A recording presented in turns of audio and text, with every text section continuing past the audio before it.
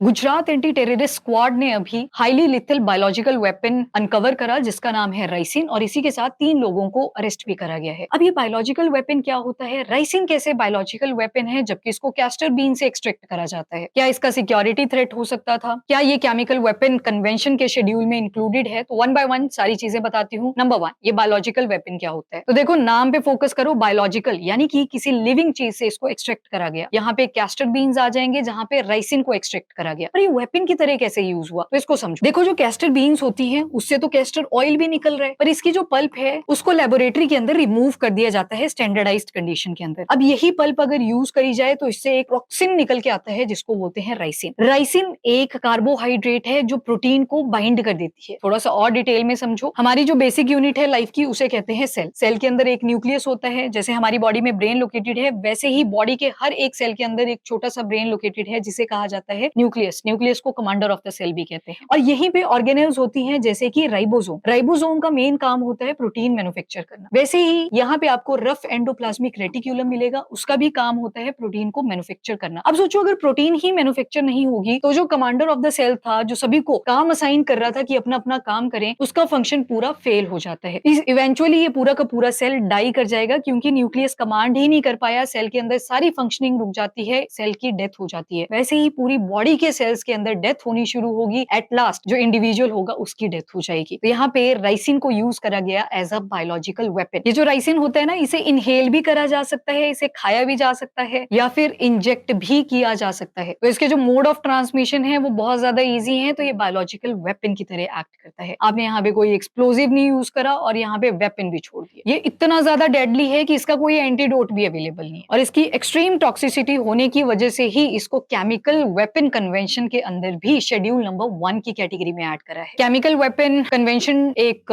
Global treaty है जिसमें main focus करा जाता है डिसआर्मामेंट के ऊपर। किसी भी टाइप का केमिकल वेपन आपने होल्ड नहीं करना है। मतलब ये सारी कंट्रीज को रोकता है, जो भी इसके रेटिफाइड कंट्रीज होती हैं, कि वो कंट्रीज ना तो किसी केमिकल वेपन की डेवलपमेंट करेगी, ना प्रोडक्शन करेगी, ना स्टॉक पाइलिंग, ना एक्विजिशन, ना ट्रांसफर और ना ही कोई केमिकल वेपन यहाँ पे यूज करा जाएगा। और अगर किसी कंट्री के पास ऐसा ड्यूअल यूज केमिकल अवेलेबल भी है तो उन्हें वो डिस्ट्रक्ट करना पड़ेगा। इंडिया ने भी केमिकल वेपन कन्वेंशन को 1996 में रेटिफाई करा।